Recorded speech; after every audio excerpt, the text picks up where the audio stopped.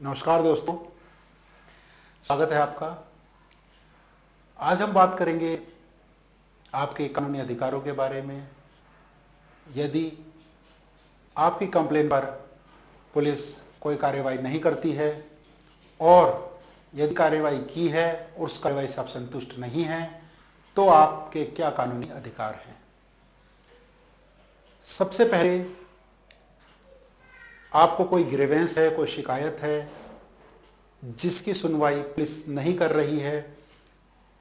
तो आपको वह ग्रीवेंस, वह शिकायत लिखित में पुलिस के उच्च अधिकारियों को देनी चाहिए, वहाँ प्रॉपर रिसीविंग लेनी चाहिए। इसके बाद थोड़ा समय वेट करना चाहिए कि इस पर कोई कार्रवाई हो रही है या नहीं हो रही है। कार्रवाई होती है तो प्रॉपर एफआईआर रजिस्टर्ड होती है, और यदि एफआईआर रजिस्टर्ड होने के बाद आपको लगता है कि एफआईआर जिन सेक्शनों में रजिस्टर्ड की गई है, जिन धाराओं में एफआईआर को दर्ज किया गया है, वो सही नहीं है या सेक्शन कम लगे हैं, धारा कम लगाई गई है, या एफआईआर होने के बाद आपको लगता है कि प्रॉपर इन्वेस्टिगेशन नहीं की जा रही है और इन्वेस्टिगेशन से आपको शिकायत है, तो आपके क्या कानूनी अधिकार हैं। चलिए एक एक करके हम जानने की कोशिश करते हैं। पूरा वीडियो देखिएगा, अंत तक देखिएगा, तब पता चलेगा कि आपको किन किन अधिकारों को आपको भारतीय कानून आपको अधिकार देता है। तो देखिए, पहला, आपने कोई शिकायत पुलिस में दी कि अमुक व्यक्ति से आपका झगड़ा हुआ है, मारपीट हुई है, या आपको किसी और तरह की ग्रीवेंस है, कुछ और शिकायतें हैं, तो आपने पुलिस को रिटर्न में शिकायत दी और पुलिस ने उस पर कोई कार्रवाई नहीं की, तो आप कोर्ट का दरवाजा खटखटा सकते हैं। कानून कहता है कि क्रिमिनल प्रोसीजर कोड की धारा 156(3) सेक्शन 3 156(3) के तहत आप कोर्ट में अपने केस को दर्ज कराने के लिए कोर्ट का दरवाजा खटखटा सकते हैं, उसमें अपनी एप्लीकेशन दायर कर सकते हैं। और साथ ही कोर्ट से ये गुजारिश करते हैं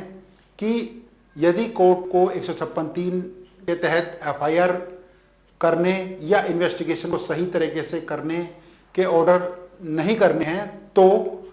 सेक्शन 200 सीआरपीसी में कोर्ट खुद कोग्निजेंस लेकर यह केस कंप्लेनेंट की गवाही के बाद कोर्ट में ही चलाए और कोर्ट इसमें देखे कि क्या कार्रवाई बनती है। तो 156(3) के साथ साथ आपको 200 सीआरपीसी भी क्लब करनी चाहिए, ताकि एफआईआर की एप्लीकेशन रद्द होने के बाद आपके सारे अधिकार खत्म ना हो और 200 सीआरपीसी आपके पास आपके अधिकारों को बनाए रखे। देखिए, application under section 156(3) read with section 190 CrPC and 200 CrPC आपको कोर्ट में फाइल करनी है। कहां फाइल करनी है, कौन से कोर्ट में फाइल करनी है? देखिए, अब कौन से कोर्ट में फाइल करनी है, इसका निश्चय आपको निर्णय आपको लेना है। वो ये देखना है कि जो आपका जो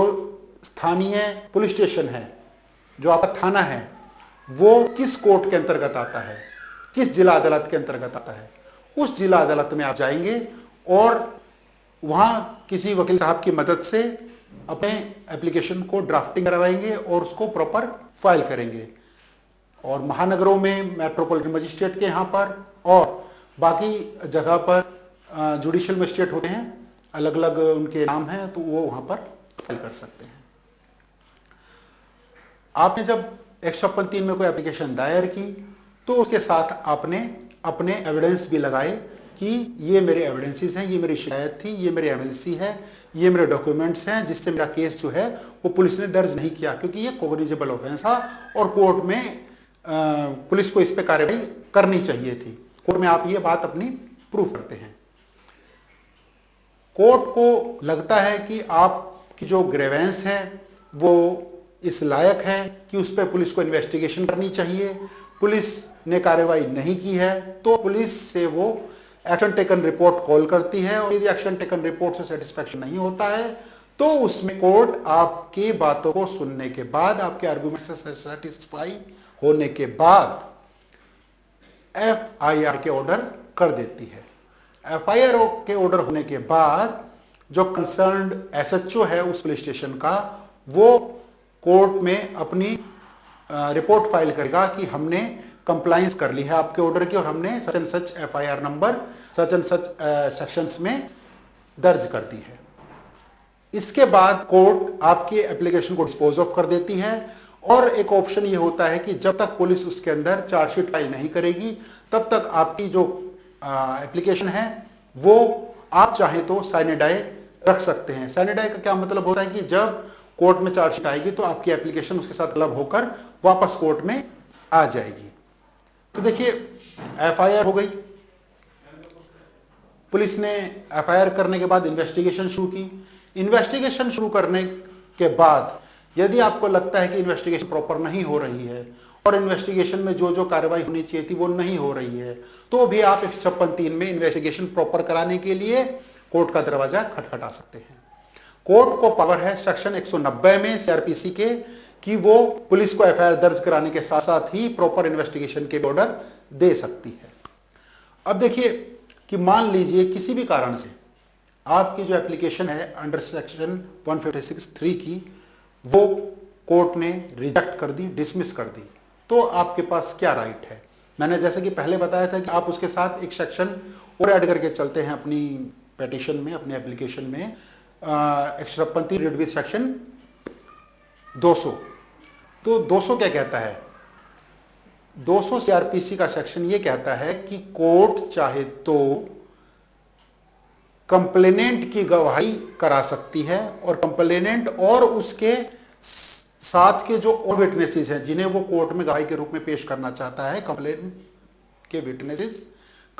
के विटनेसेस उनको कोर्ट में गवाही कराने के बाद सामने वाले पक्ष को, एक्यूज्ड पक्ष को जिसके खिलाफ कंप्लेन की गई है कोर्ट के अंदर, उन्हें वो कोर्ट में बुला सकती है। और वो केस जो proper after investigation of police and chargesheet वो सारा प्रोसीजर के बाद कोर्ट में आना था, वो स्ट्रेट फॉरवर्ड कोर्ट में चलना शुरू हो जाता है। तो बहुत से लोग 200 सीआरपीसी में जो प्रोसीजर है उसको ज़्यादा महत्व देते हैं, इसके डिस्पाइट कि वो वहाँ जाए, पुलिस इसको इन्वेस्टिगेशन करे। तो देखिए, दोनों मैंने आपको रास्ते बिल्कुल क्लियर बता दिए हैं कि यदि आपकी सुनवाई पुलिस नहीं करेगी तो आप कोर्ट का दरवाजा खटखटाइएगा, वहां पर जाकर एक प्रॉपर एप्लीकेशन लगेगी, किसी वकील साहब की मदद के थ्रू आप बनवा सकते हैं और वो एप्लीकेशन जब आप लगाएंगे कोर्ट उसमें कंसिडरेशन के बाद एफआईआर के ऑर्डर करेगी और एफआईआर के ऑर्डर नहीं करेगी तो 200 सीआरपीसी में आपका केस कोर्ट में स्ट्रेट फॉरवर्ड चलवाने के ऑर्डर कर सकती है। और यदि आपकी एप्लीकेशन डिसमिस हो जाती है और 200 सीआरपीसी में भी कार्रवाई नहीं होती है तो इसके खिलाफ आप सेशन कोर्ट अपील में भी जा सकते हैं। तो आशा करता हूं कि ये सारी इंफॉर्मेशन आपके लिए बहुत ही लाभकारी होगी, आपके लिए यूजफुल होगी, इंफॉर्मेटिव ही होगी। तो कृपया करके इस वीडियो को ज़्यादा से ज़्यादा शेयर करें ताकि जरूरतमंदों को ये वीडियो पहुंच सके, मिल सके और वो अपने कानूनी अधिकारों को कोर्ट के थ्रू ले पाएं और अपनी ज़िंदगी को सही से